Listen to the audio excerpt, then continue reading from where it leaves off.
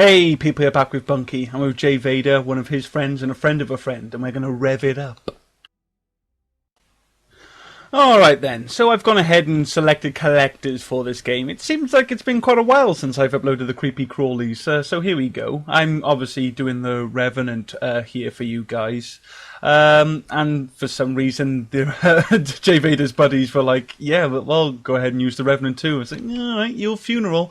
I'll get more into that in a moment, but there is something I want to talk to you about, guys, actually. Thank you for your patience, I want to say firstly. I've been a bit preoccupied recently with what could be some positive changes to my channel. I've had a recruiter contact me on the possibility of joining a network. I didn't know what this meant, so I've been looking into that recently. That's kind of what's been slowing me down a bit. Apparently, joining a network typically comes with benefits in video production. And basically, they'll just want a slice of my profits, my advertising revenue, for giving me that. This all works out for me due to the added publicity. No matter the size, it's another view. It's another ad view. It is more money whether people are interested in what I'm doing or not. Essentially, I will be on display. Oh, hang on, I'm going to break off here. Look at this. He has no head. This is a husk without a head. Creepy stuff. No, sorry, let me get back to it. Where was I? Oh yeah, I was just talking about it doesn't matter how many people actually pay attention to me being as part of this network. The fact that I'll be on this network and whatever views that network gets, they're going to see me there. They might click on, they might have a look, see what's going on, whether they like it or not, whether they stay for more. The thing is, they've come and had a look, so that's another advertising view. So there's that. But what's also great is that I get the ability to claim my own videos. Currently, when I upload videos of this nature, I'm uploading footage of EA. See, the evil choked me there. No, of EA and bioware's creation, essentially, okay? But through a network, the videos actually become my gameplay, and, I can actually own the footage that I capture, create, and discuss. So, and because it'll be mine, I would actually be allowed to put bigger and more profitable adverts on my videos. So, it would work out even if they are taking some of my advertising revenue, because I'd probably still be making a lot more through them. But, a lot of the other benefits that most sort of networks are advertising are actually being made readily available to all YouTube users now. I think that's something everyone is worth noting, is because it's under the guise of a YouTube partnership, but it's not actually a true YouTube partnership, apparently, from what I've read. Because claiming videos just generally works much smoother and more efficiently than monetizing them. And the networks also ensure that, because they all typically offer plenty of help on the matter and royalty-free music, just to make sure that there's nothing that YouTube can really have an issue with. But this is at least what I've read. Okay, it's all kind of theory at the moment. What other people have stated in videos or on forums and stuff. I've been looking around. My concerns are that I don't actually know which, if any, of these benefits the networks that have approached me supply. And and I don't know how much of a cut they're actually after. I don't know how long they expect me to be contracted for them. I don't know how I'd go about uploading videos, as ideally I'd like to keep them on my channel. And you've got to take a note there, guys. See, the Revenant has no accuracy. You're gonna see me up my game by just getting a damn sight closer with it. But sorry, let me finish this off here.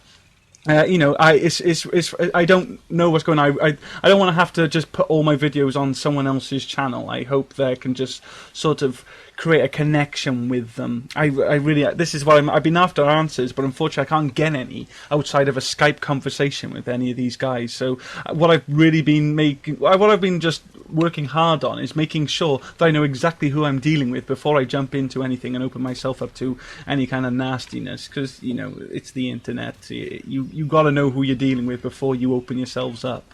So that's what I've been doing. I mean, it's no secret. I'll tell you now, guys. I've been first I was asked to join Viewers Edge. which, from what I've looked at, me and my friends have looked into it, it does appear to be a genuine upstarting network. But now my recruiter has actually moved on to Akusa. Might be pronouncing that wrong, and he's still interested in me. So I'm trying to find the time to look into them, and apparently they're a bigger network. So, you know, they're no machinima, obviously, but you've got to start somewhere. The way I imagine it is that we could both kind of grow and move on to different things by working with each other. So, you know, we'll see how that goes. But what do you guys think? Okay, if any of you have experience with networks, you know, or are currently with a network, or just generally have knowledge of networks, particularly the ones I've mentioned, let me know your thoughts, guys. Seriously, what do you think I should do? What do you think is my best option right now, and what can you tell me about anything I've mentioned so far? I'd really appreciate that, I would, but enough personal matters. It was the gun run series that caught their attention, so let's focus on that right now, okay guys, because I'm using the M-76 Revenant. This is the gun you voted highest on the M37 Falcon video. It's like a big, heavy submachine gun. It kicks like a bitch and sprays bullets like they're going out of fashion. Fortunately, it does have a massive ammo capacity to complement that, but unfortunately, the damage isn't that great, and that's only if you can actually land the hits, okay guys? This is why I'm going to have to recommend the Turian soldier here. It was only a matter of time before I rolled this guy out for the series, okay? With marksman and the Turian passives, I have that, I have the accuracy bonuses for that awful spread of the weapon. I got the stability bonuses for the notorious recoil, and I've got the weapon and rate of fire bonuses for what ends up being the mediocre damage, okay? But even with all that though, guys, I still need like additional weapons and stability bonuses for decent results. I obviously have an assault rifle rail lamp on the go, level 3 nonetheless, okay? We're not playing games here. Well, we are, but this is serious. No, it's not. I got the competitive upgrade on too. That's the assault rifle and pistol bonus. I've been playing with the Revenant all day with this guy, okay, and I've got the Scorpion on him as well for phantoms. The Scorpion is wicked with marksman, by the way, just what you guys might want to know that. But then I've got the stabilization module 3 on, okay. The recoil is that bad. Although we are able to stabilize the gun through our bonuses, it's those same bonuses increasing the rate of fire that has this gun kicking even more. Because, you know, guns kick when you shoot, or at least the guns with kick when you shoot them. And if you can shoot more, you're gonna kick more. That's just the simple math to it, okay, guys? So, yeah, you, It's not that you can't manage the gun without it, but you'd be doing yourself no favours. The accuracy is lousy. You don't need anything else throwing your shots off. A lot of players may struggle leaving themselves this squishy and would probably want a cyclonic modulator. Because, in all fairness, you have no evasive manoeuvres as a regular Turian, and it is worth noting that the Revenant it slows down your movement speed when you fire it, bringing you down to like a walking speed. Seriously, you're going to need more meat on your bones to avoid that. The Krogans and the Batarians aren't affected by it, but still, if you do go for those extra shields for your armor bonus, you'll probably want the stabilization mod for the assault rifle in place of the piercing one, okay? Because the ammo bonus I recommend is the armor piercing rounds. So, you know, you are going to have piercing, but, you know, the reason I would really kind of recommend both is due to the rate of fire and damage of the gun, armor will actually build quite a resistance to it. Okay, not enough to merit the high velocity barrel in my opinion, but you know, that is another option for you guys. I'd still wager though that the piercing mod and the extended barrel will maximize the Revenant's damage potential, as is the case with most assault rifles in this game. Okay, however, with this combination, you can effectively drill the enemy at small distances. Warp rounds work for this too, okay? As long as you can get your armor focus up, you'll be able to deal with anything. It's just, this gun just generally really works with marksman though, because of its great ammo capacity and rate of fire. Now, that is a compliment, by the way. I am aware I haven't done much of a job selling the gun thus far, but I'm not going to tell you it's amazing when it's not, okay? That's not going to do anyone any favors, even if you do love this thing, okay? But I will tell you this though, it is a gun. It's got one of the fastest rate of fires of all the assault rifles, okay? That is, it is got an amazing rate of fire, and it does actually do more damage per round than most fully automatic assault rifles in this game. I'm serious. I think it's only the Cerberus Harrier that has higher. It just doesn't translate like that in play because of its accuracy and recoil issues. Which are honestly too high for the gun's capabilities, along with its weight, in my opinion. But still, this makes the Revenant one of the better guns for new players to get their hands on.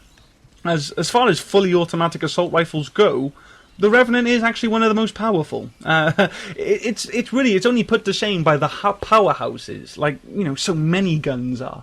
I mean, once you have a Harrier or a Typhoon, there is no reason to look back. But until then, there is the Revenant, guys. And at close range, where accuracy is not an issue, this gun is brutal. Look, boom, there goes the Scion. It's really, really fantastic damage at close range, okay?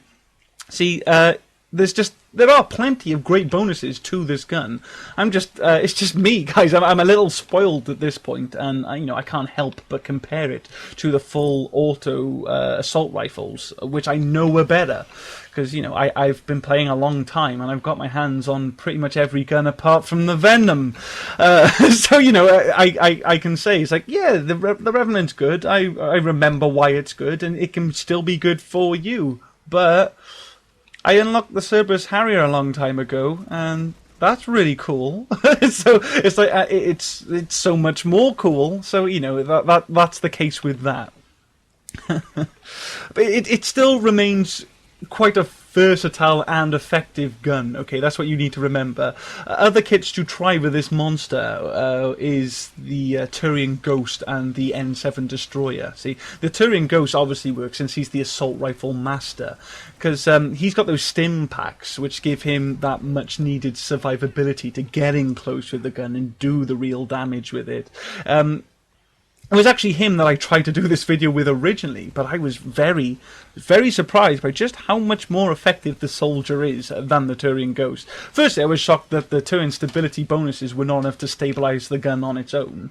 But then Marksman quickly reminded me how awesome of a power it is, okay? The accuracy and rate of fire bonuses just allow the soldier to do much better with the gun. Okay, guys, I'm going to let you know that now, because the Turian soldier, I think he's a common kit. Or no, he's an uncommon kit. So, it's a rare gun and an uncommon kit, and you can put them together and get fantastic results with. Okay, guys, a very, very open, approachable kit for any player, I would say. But yeah, then there's the N7 Destroyer, okay? No matter how you play him, he's lethal with it, okay? He really is. With Devastator mode, he too can boost the weapon's accuracy and rate of fire. But he can also upgrade the Revenant's mighty clip size and just hold down long-term firefights and just shred bosses and large groups of enemies apart. Okay, so that's really great. You've got two ways of playing the Revenant on the Destroyer, and both work. Both are very effective. Now, then, there's always the Geth. The Geth are always contenders as far as weapons combat goes. Or at least the ones with Hunter mode, because, again, you've got the rate of fire and accuracy bonuses in that power. You're just going to need to find some stability. Speaking of which, the Juggernaut has a bit extra stability, doesn't he, in his passives, plus the ammo bonuses. So, yeah, even him, after all, actually, I'll take it back. All the Geth are going to be good with the Revenant, because he'll be able to hold down long-term firefights through those bonuses and sheer tankiness. So, that's what you can do, essentially. You can, you can get the higher DPS with the little Geth, and then when you get the big Juggernaut out, then you can sort of use it like a turret. The kind of thing that people have been doing with the Destroyer and the Typhoon since the two things both came out. Okay, it's that kind of play. It's more reserved. You're keeping your distance, and you're just basically drilling it making good use of soft cover, whereas everybody else I've been telling you with the Turian Soldier and all the little Geth and stuff, now you want to get in close to get the DPS up, okay, because that's how you're going to take down stuff much, much faster, because the accuracy is crap.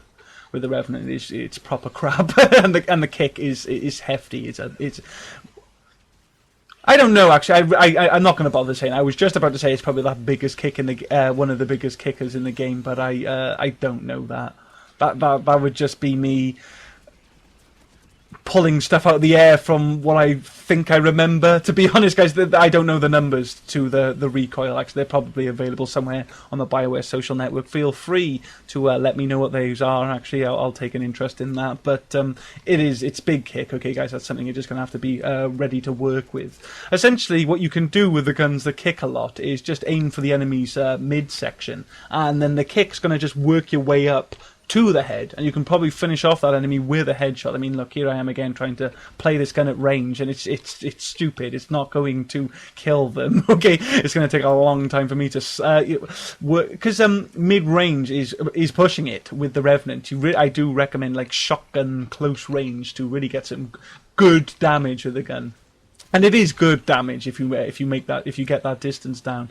But of course, again, it is squishy. But here I am, guys. This is me. I'm showing you how to do it now because I haven't got any shield bonuses on apart from the full fitness of the Turian soldier. Obviously, right now there's just those three enemies. I got the two Scions there, and I got the Praetorian. Their firepower is far too great to just stand directly in front of them. So here I am, just back a bit, working mid-range, and just using a lot of soft cover. Okay, it's slowing down my ability to kill them, but it's keeping me alive, and nothing's going to slow you down more than being dead. Okay, guys.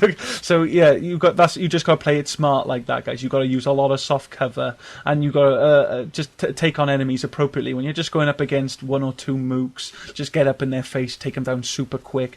But when you're dealing with a big baddie here, they can just sort of gun you down in a moment's notice. Use cover, use plenty of soft cover like that. Okay, guys, because it's not at mid range. It's not terrible damage. It's not terrible damage. It's just a bit slower.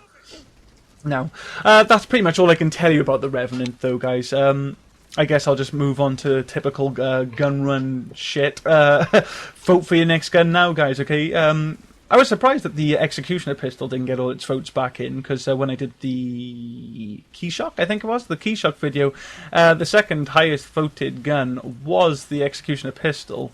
And I was expecting to just see that fly in, and everybody wanted to make sure the Executioner pistol is the next gun, but it wasn't. The Revenant just took the lead.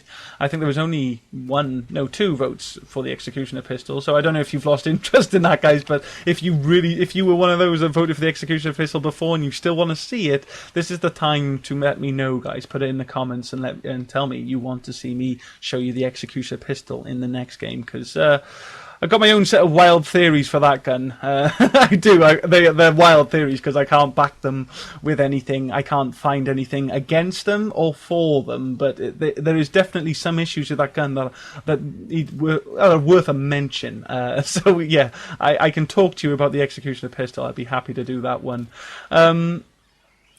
I'm getting quite into this series now. I've been thinking of a lot of guns that I think I'd like to show you. I'd like to show you a lot of the SMGs, okay, guys? Because the thing with the SMGs and the assault rifles is that they're actually largely quite bad, but there's a star few of them that just make you forget about those others and make you generally believe that the SMGs and the assault rifles in this game are good, whereas they're not actually. There's things like the Cerberus Harrier and the M-77 Hurricane that make you think, yeah, no, the assault rifles and the SMGs in this game, they're solid, but there's a lot of them that are weak or need a lot of work. So I'd like to talk to you about a lot of the SMGs. I think I'd like to do the Locust and the Hornet.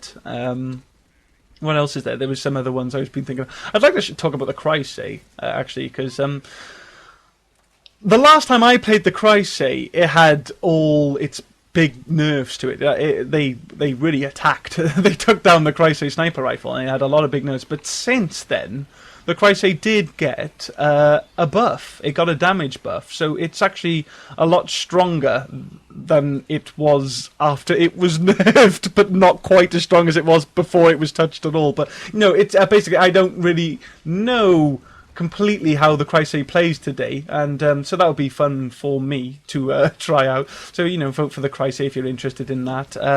What else is there? one of my subscribers in particular has been interested in seeing me do the striker assault rifle again, and I'll be honest, I'm up for that too. Because the striker assault rifle is on my alternative human soldier build. And so it is a gun I've already done before and talked about before, but this was back in the day when I didn't have so many subscribers, and I basically didn't have my heart as much into this whole YouTube channel project. Okay, so you know, it is not the best game at all, to be honest. I think I can bring you far better gameplay with a striker assault rifle. So I'd like to be able to do that for you if you're interested in learning more about the striker assault rifle. That's another one I'd recommend. What else? I have just been sort of sitting back and thinking about all the other guns I'd like to talk about. Oh yeah, the Incisor.